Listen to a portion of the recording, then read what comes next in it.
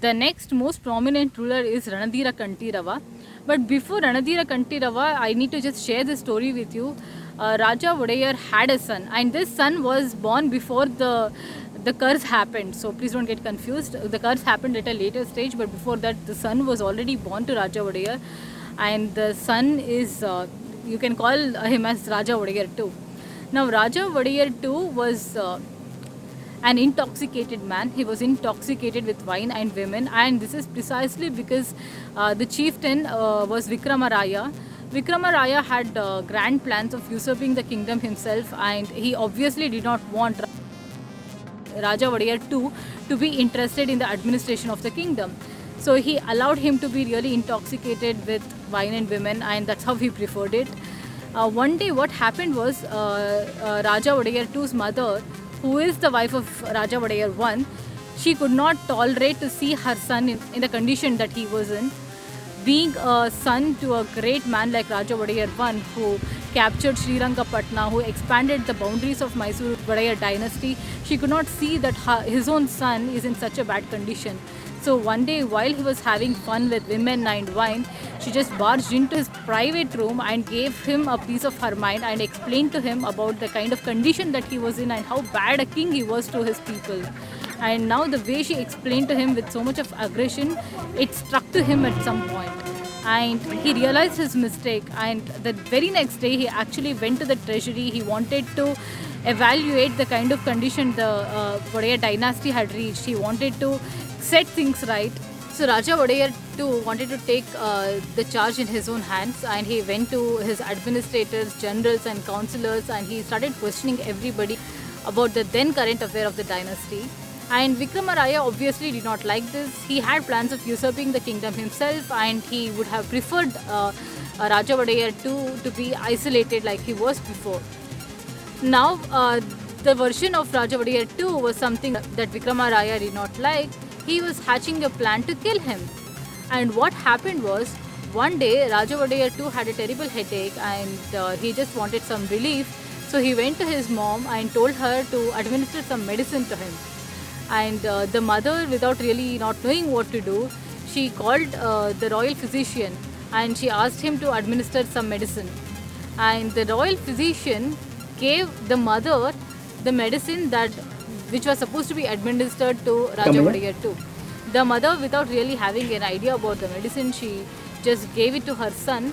Her son drank this syrup that was given, and after the medicine was administered, Raja Vodayar II's health really worsened, and the mother really did not know what to do, and she called the royal physician again. The royal physician said, no, I think there is some problem with him, and they administered so many medicines after that, and finally the mother really sensed a doubt here. Now mother always had a bit of doubt on Vikramaraya. She knew that this man was there to spoil her son. He was not a good influence on her son, that she always knew. And now connecting the dots, she really felt that the medicine that was administered to Raja Vodayar too was probably not a medicine, it could be a poison.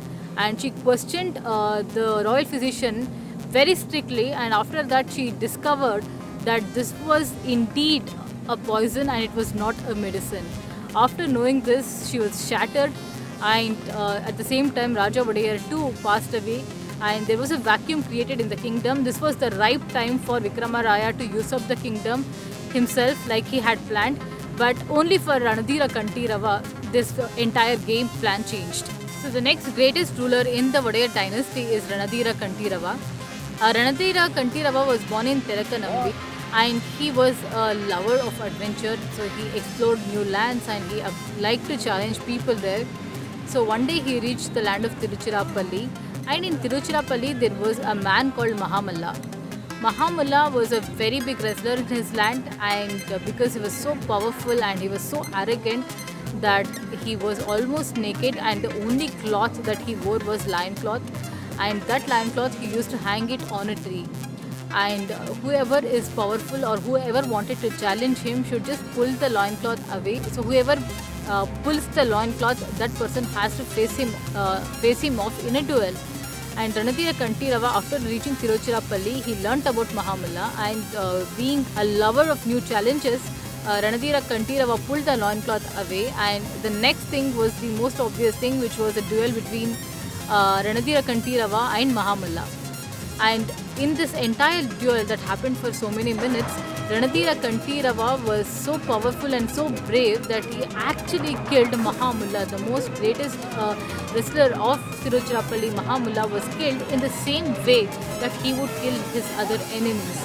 People were shocked, and in no time, leaving a small note to the chieftain of Tiruchirappalli, Ranadira Kantirava left this place saying, "The man who killed Mahamulla is no other than a man from Mysuru." So he won this duel and he went back to his hometown, which is Terakanambi. And as he reached Terakanambi, he received a message from Raja Vodayar's wife, the widowed wife, and the sad mother who just lost her son. She sent a message to Ranadira Kantirava, who is actually the first cousin of Raja Vodayar II. That is, Raja Vodayar I's own brother was Bettada Chamaraja Vodayar, and Bettada Chamaraja Vodayar's son was Ranadira Kantirava. So they both were first cousin to each other. So he received a message from the widowed queen, who requested him to directly reach the palace. And in no time, Ranadira Kantirava reached the palace, and obviously Vikramaraya was expecting this move from the widowed queen. And when Ranadira Kantirava reached the palace, he was house arrested, and it's another great story that how he actually escaped that place and reached the queen. Once he reached the queen, he understood the entire story. He understood the cunning nature of Vikramaraya and how his first cousin Raja Vodayar II was killed. So his next step was to kill Vikramaraya, and how did he do this is something you need to watch out in my next episode.